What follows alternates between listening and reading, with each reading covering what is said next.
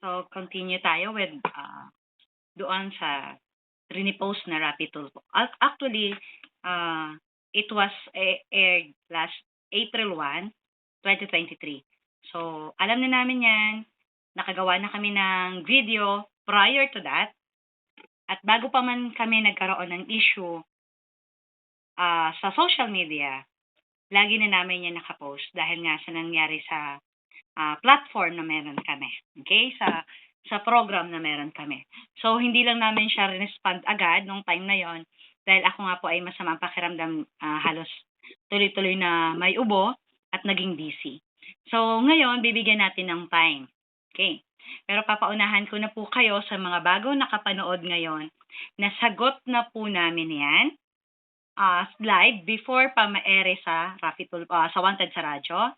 Nasagot na namin yan at na-inform na namin sila. So, ang akala kasi nila nung mga nag-complain sa Rapid Tulfo or pumupunta sa barangay, akala nila nung pumunta sila sa Rapid Tulfo, pagka-umaga, oy, tatawagan namin sila. Natakot po kami, napahiya po kami. Eto na po, magbabayad na po kami. Naakala nila kung hindi pa kami ibabarangay, kung hindi pa kami irarapid tulpo, hindi pa kami ipapaya, hindi kami magbabayad.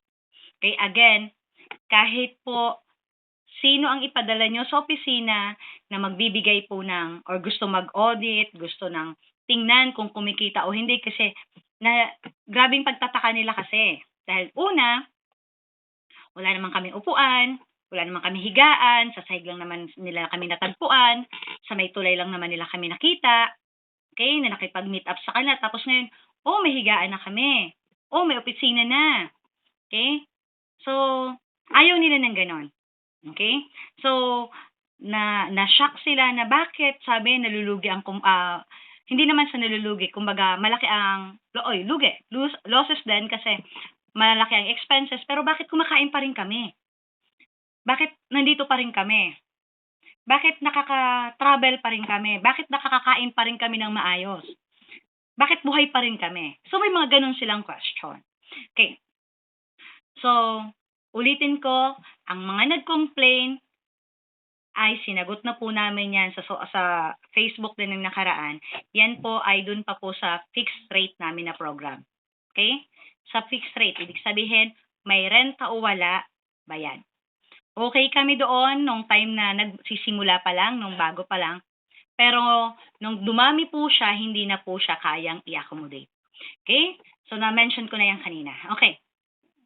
So, ngayon, lahat po yan, umabot po, pumapalo po ng nasa 5 million mahigit ang aming nagungutang, kasama po ang mga sarili naming sasakyan.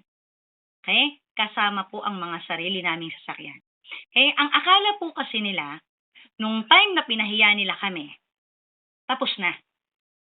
Sabi, salamat naman, magbabayad na kayo kung hindi pa kayo pinarapid tulpo, hindi kayo magbabayad.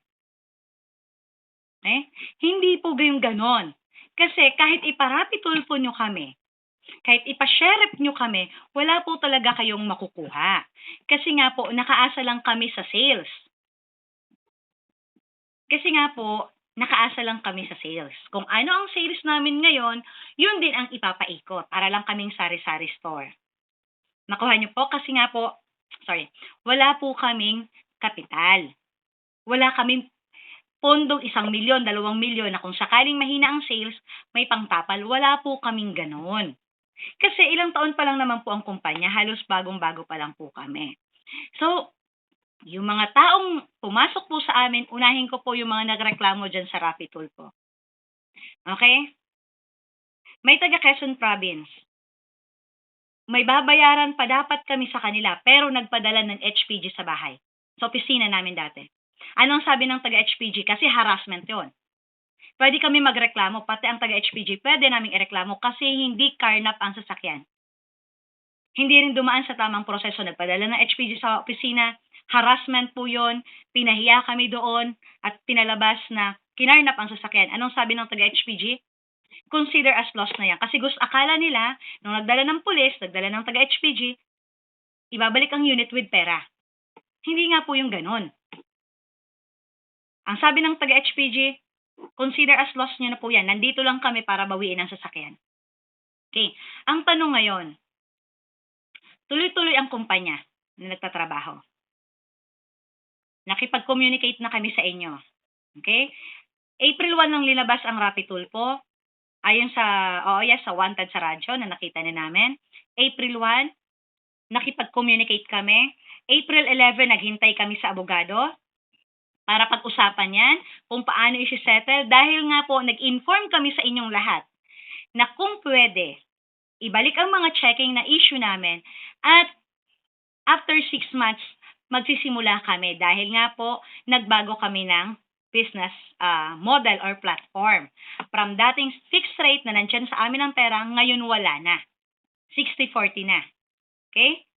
Binabayad na agad sa car owner. Pagka-book, bayad agad. Bukas, sunod na araw, bayad agad. So, ganun na ang ginagawa namin. So, wala talaga kaming pondo. Hindi katulad nung nakaraan na sa fixed rate, ang pera ng mga nag-grant nandyan pa sa amin. So, ang ginagawa namin, ibabayad lang namin sa delay namin nung nakaraan.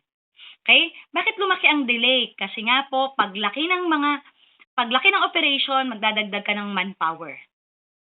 Hindi kami mauunawaan ng hindi negosyante. Hindi kami mauunawaan ng hindi ranas ang pagninegosyo na ganito, na malakihan, na maraming empleyado, may mga tauhan. Hindi mo at never mo kaming maiintindihan. Okay. Ang tanong lang namin ngayon, April 11, hindi kayo pumunta. Ang tanong namin, ngayon na inere ulit yan. At nagbabayad kami pa GCash araw-araw kung magkano ang sales, kung may sobra. Nagbabayad kami after magpasahod, basta nakita na may sobra, may kita. Ang tanong, ano ang tulong nyo rin sa amin after na matulungan namin kayo magkaroon ng mga sarili nyong sasakyan? Ang iba sa inyo may mga sarili ng car-rental. Dahil kanino? Ba? After nyo magkaroon ng mas maraming sasakyan. Alam nyo po ba yung nagreklamo dyan? Okay, na taga Quezon Province. Alam niyo po ba ang kanyang ginawa? Bago niya, comment siya ngayon ng comment, papakita ko rin ang mga comment niya. Comment siya, nag-bounce check, alam na namin, na-inform na namin yan. Hindi na kailangang live ko na yan. At parang hindi talaga siya kumita. Alam niyo po ba ang ginawa niya? Nag-recruit ng mga taga Candelaria, Quezon, nang magpapasok ng sasakyan. Labas kami doon. Okay? 23,000 ang monthly na kuha namin. 23,000. Kasi sila pa lang naman nun. 23,000 ang kuha namin. Ginagawa niyang 22,000 after 6 months. Ibabalik sa 23,000. Ibig sabihin, bawat sasakyan, kumikita siya ng 2,000 pesos. Hindi 1,000 one time. 2,000 every month. Wala siya dong contribution, wala siyang binayaran, wala kaming accreditation noon, walang membership fee, wala kayong part. Hindi sila nag-share, hindi sila naghanap ng kliyente, hindi sila nagre-refer. Walang ganon na nangyayari. So sa amin lang, anong ginawa niya? Okay? Anong ginawa niya? Ang ginawa niya, nagsabi na 100,000 ang utang pa namin sa kanya. Ano pong ginawa niya? Okay? Ang ginawa niya, nagpasok siya ng nasa 7, mga 7. Kasi ang sasakyan niya na personal, mga 7 din yata. Okay. So, basta marami siyang naging sasakyan. Okay? So, na personal niya. At nag-recruit din siya ng mga taga-kalugar niya rin. Kumikita siya sa bawat kalugar niya. Siya lang nagsabi nun sa amin, 2,000. Instead na 23,000, ginawa niyang 21,000 na lang every month for 6 months. Imagine, wala siyang kapital. Pero kumikita siya sa bawat sasakyan ng 2,000 pesos. Ang pakiusap lang namin, nag-ahente ka ngayon na may problema tayo, pakiusapan nyo naman. Okay? Pero walang ganon. Okay? 6 months na kumikita siya at ayaw na nadidelay. Actually, kaya kami nabaon-baon sa utang dahil sa kanila. Kasi, nag-issue kami ng cheque, pag hindi na sila mapakiusapan, samantalang, umabot sila ng halos 3 taon, 2 o 3 taon sa amin. Yung iba, 6 months lang. Yung mga pinasok niya. After 6 months, nagkagulo na sila at nalaman ko, magsasarili pala sila ng car rental. Ganun lang kasimple. Okay? Yung taga Quezon, yung mga nagreklamo na taga Quezon. Okay?